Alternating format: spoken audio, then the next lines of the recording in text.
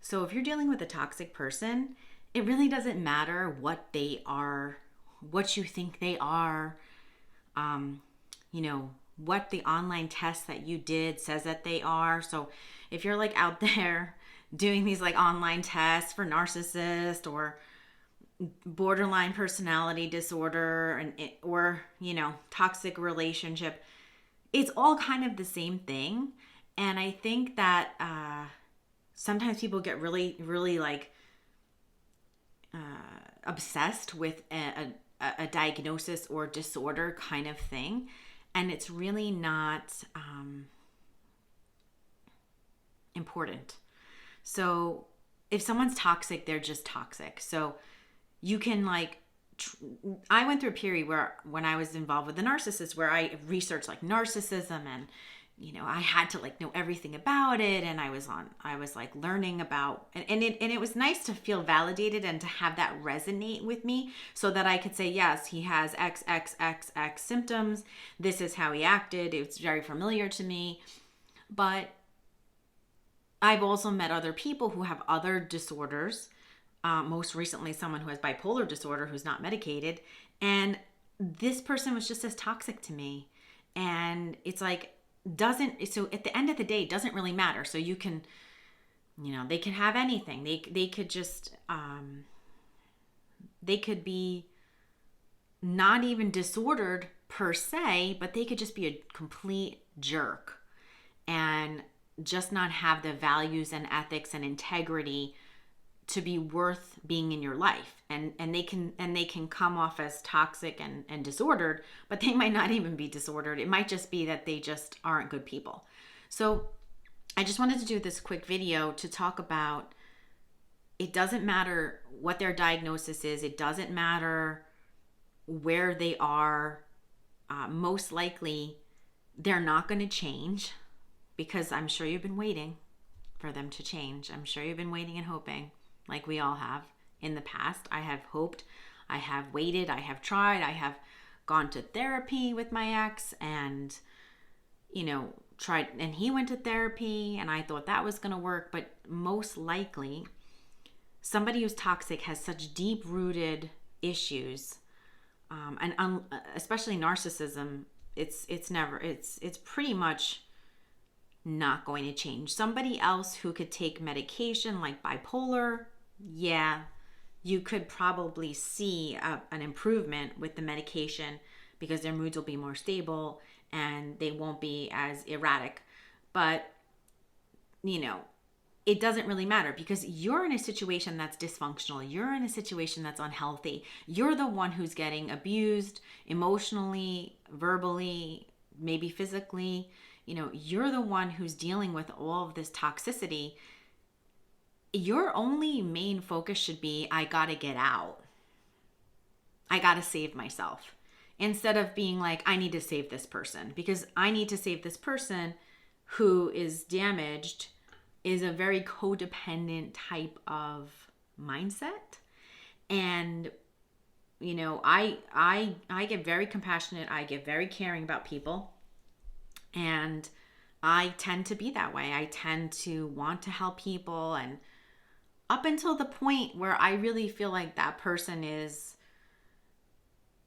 hurting me or abusing me, I'm usually willing to try to help that person. But now, once that person begins to lash out at me in anger or say nasty things or be disrespectful, I have to now draw the line.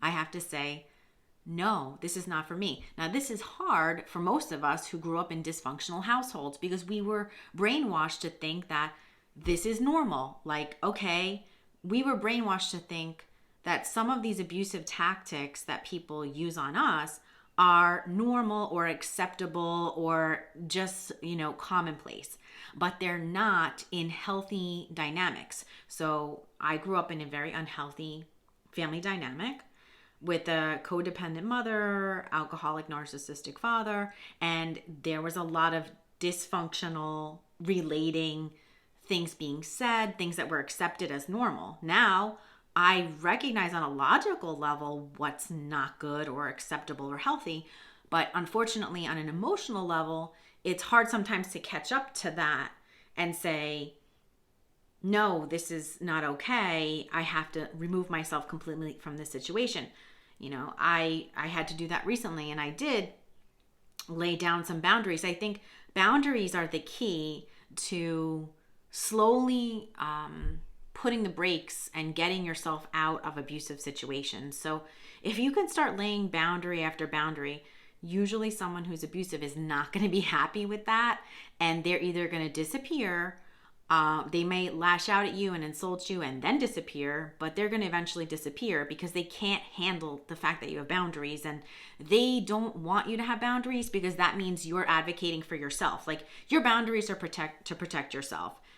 And you're saying to that person, I feel comfortable with this. And if they're a toxic and abusive person, any kind of toxic person, they are not going to want to respect that. They just don't respect boundaries. They don't have boundaries for other people. Like, they just don't, they only care about their own needs.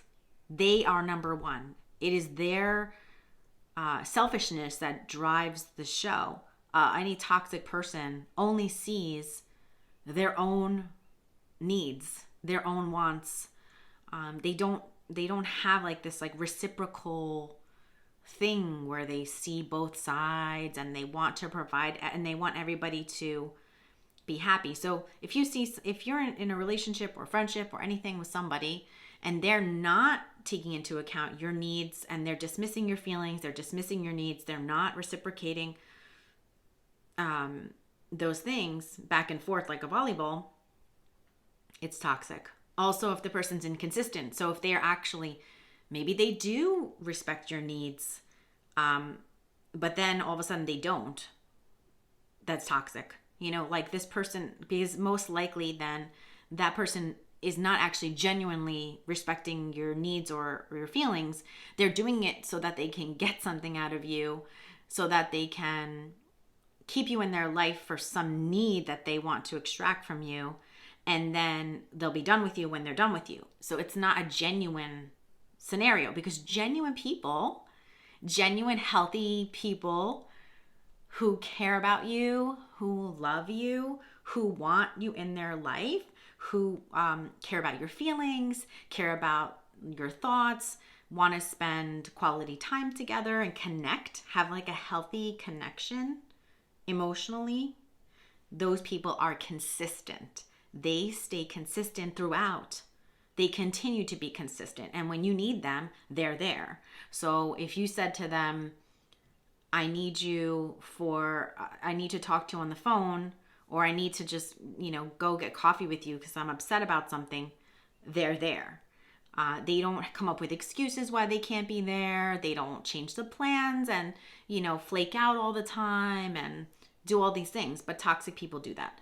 So I hope you can understand a little bit more about the difference between toxic and non-toxic people, but also understanding that we don't need to diagnose these toxic people. It doesn't matter. It really doesn't matter what they are.